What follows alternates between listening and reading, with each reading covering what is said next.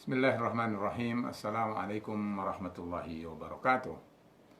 Alhamdulillahirabbil alamin wassalatu wassalamu ala Muhammadin wa ala alihi wa sahbihi ajmain wa ba'du.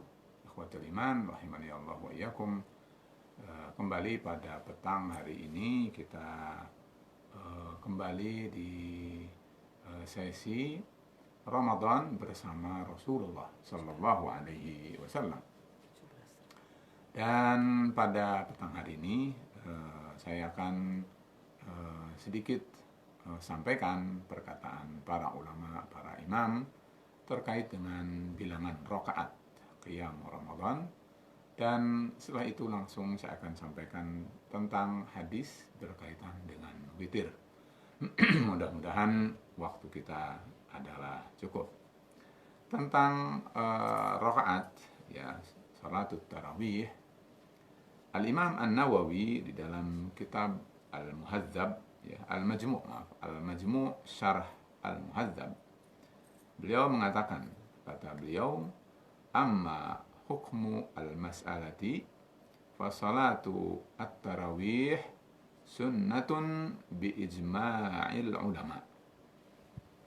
Salat tarawih itu status hukumnya adalah sunnah dengan kesepakatan atau ijma'nya para ulama. Lalu dilanjutkan kata beliau, wa madhhabuna annaha 20 raka'atan bi asyri taslimatin wa tajuzu munfaridan wa jama'atan. Kata beliau bahwa madhab kita, madhab kami, maksudnya madhab Syafi'i, bahwa salatut tarawih itu ditunaikan dengan 20 rakaat. 20 rakaat ditunaikan dengan 10 kali salam. Berarti 2-2. Kata beliau, tajuzu munfaridan, boleh ditunaikan sendiri-sendiri, dan boleh juga jama'atan dengan secara berjamaah. Saya lanjutkan kepada apa yang dinyatakan oleh Al-Imam As-Suyuti, ya. Kata beliau, alladzi waradat bihil ahaditsus sahihatu wal hisan,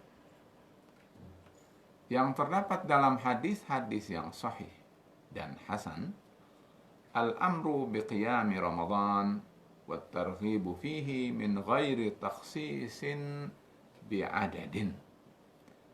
Kata beliau bahwa perintah tentang melakukan qiyam Ramadan, yang biasanya kita terjemahkan dengan tarawih, dan at-targhib fihi, anjuran-anjuran Rasul terhadap perkara ini, anjuran para ulama terhadap qiyam Ramadan ini, kata beliau, min ghairi takhsisin bi'adadin, tidak ada pengkhususan dengan bilangan tertentu.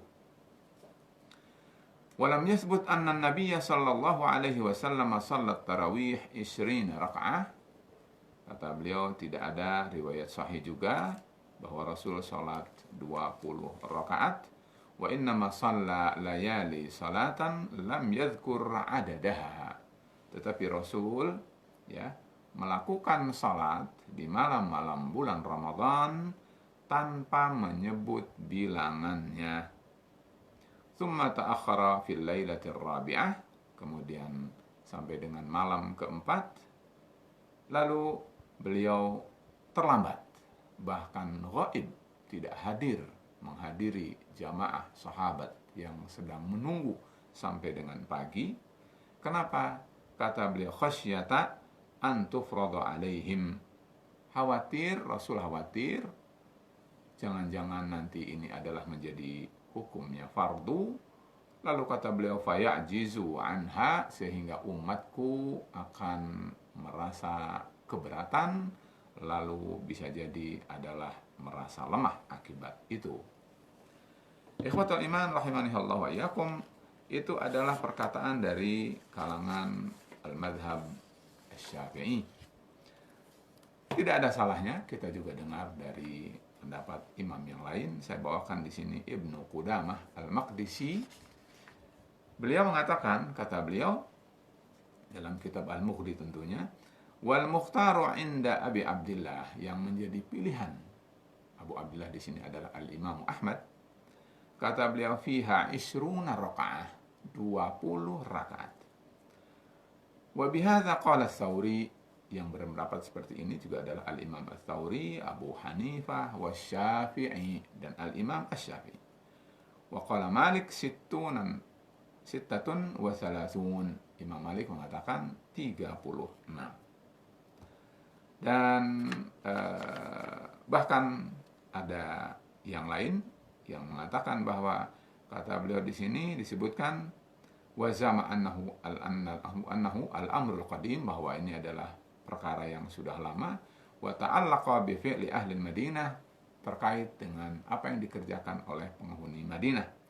Fa inna Salihan maula at-Tau'amah, orang bernama Salih, beliau mengatakan adraktu an-nasa yaqumuna bi 41 rakaah yutiruna minha bi khamsin.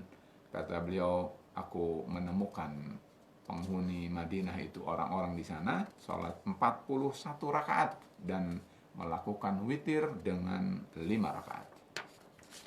Tetapi kata beliau, walana anna Umar, ya, dan beliau mengatakan, karena di sini adalah Ibnu Qudamah, bahwa Umar mengumpulkan di atas imam yaitu Ubay bin Ka'ab.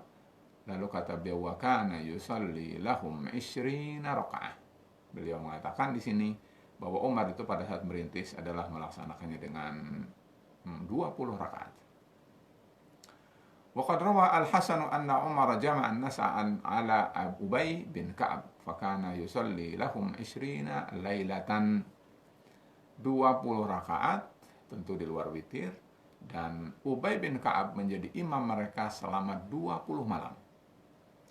Kata beliau, fa idza kanatil ashrul awakhir, begitu masuk 10 malam terakhir, takhallafa Ubay bin Ka'ab kemudian tidak hadir ke masjid menjadi imam.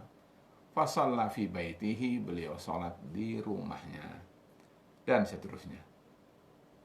Ikhwatul iman rahimanillah iyyakum, oleh karena itu di sini disebutkan wa rawa Malikun an Yazid ibn Ruman qala kana an-nasu yaqumuna fi zamani Umar fi Ramadan bi 23 rakaah.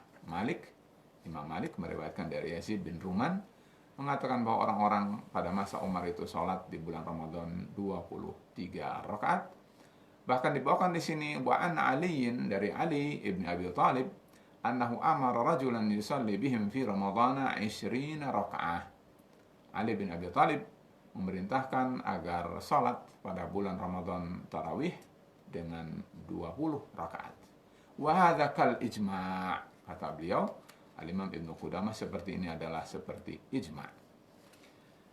Ibnu Taimiyah juga adalah menyatakan hal yang sama. Saya bacakan akhir daripada pernyataan beliau, agak panjang tetapi saya sampaikan. Kata beliau di akhirnya mengatakan begini: wa man zanna anna qiyama Ramadan fihi adadun muaqqatun 'anil nabiy sallallahu alaihi wasallam la yuzadu fihi wa la yanqus minhu faqad akhta'a. Kata beliau, barang siapa yang mengira bahwa qiyam Ramadan itu tertentu dengan bilangan tertentu, bahwa itu adalah berasal dari Nabi sallallahu alaihi wasallam, tidak ditambah dan tidak dikurang, maka orang itu telah mempunyai pemahaman yang salah.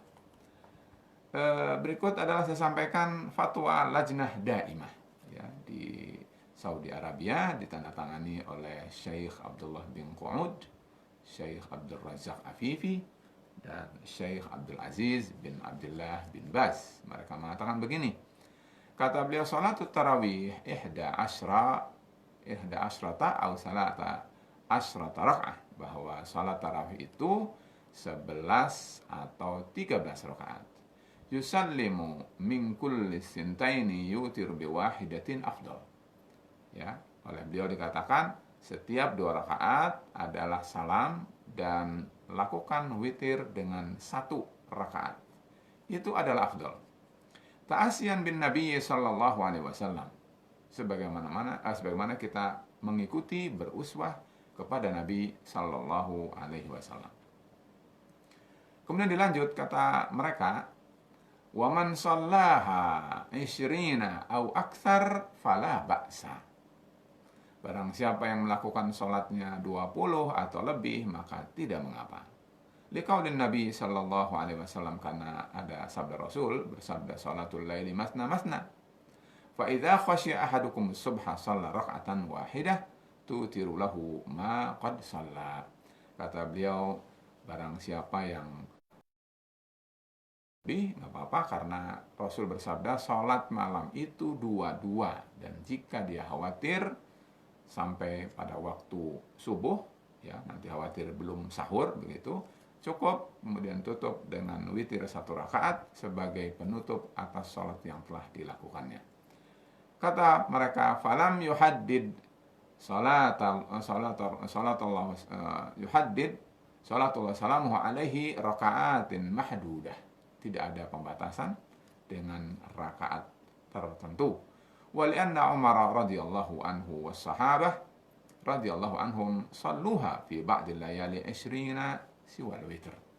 Bahwa Umar bin Khattab juga para sahabat melakukan beberapa malam itu, atau beberapa malam itu adalah 20 rakaat kecuali rakaat witir. Wahum a'lamun nasi bis sunnah, sedang mereka adalah orang yang paling mengerti tentang sunnah.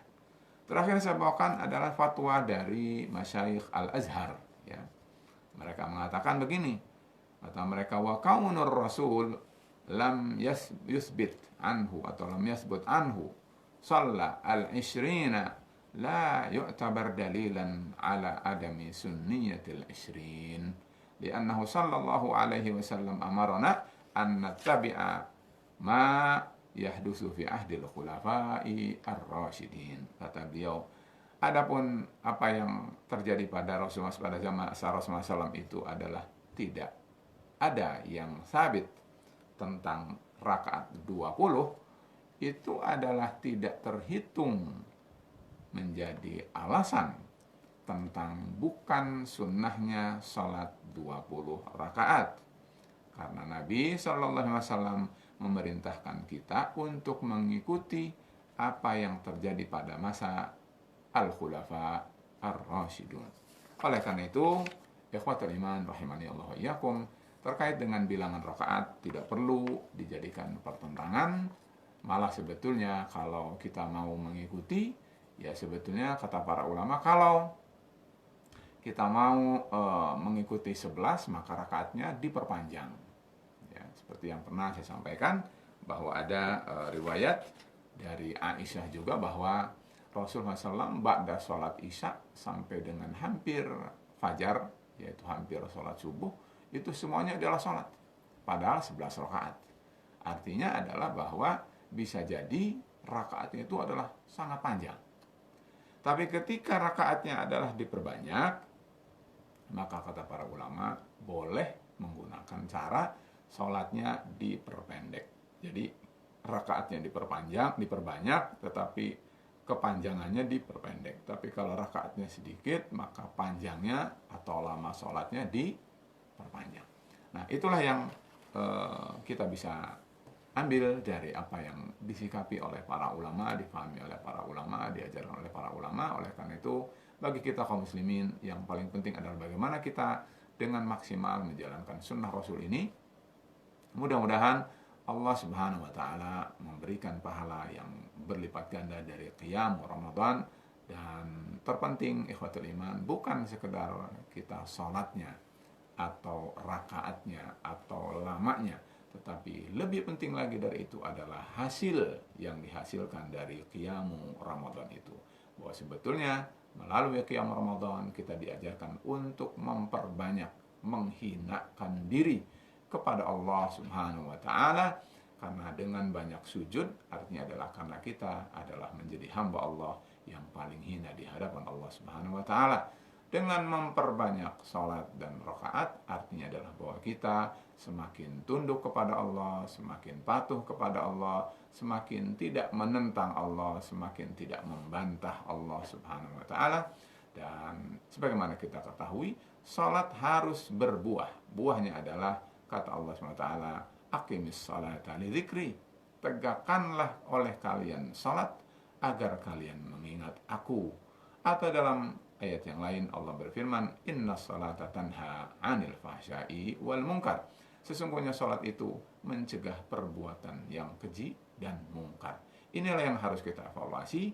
Oleh karena itu, mari kita tunaikan salat itu dengan sesunnah mungkin, setumakninah mungkin, dan sehikmah mungkin. Dan berikutnya adalah bagaimana agar salat itu menghasilkan akhlak, menghasilkan moralitas, menghasilkan sesuatu yang bermakna dan utama di sisi Allah Subhanahu wa taala. Demikian, mudah-mudahan bermanfaat. Wabillahi taufiq wal hidayah. Wassalamualaikum warahmatullahi wabarakatuh. Waalaikumsalam.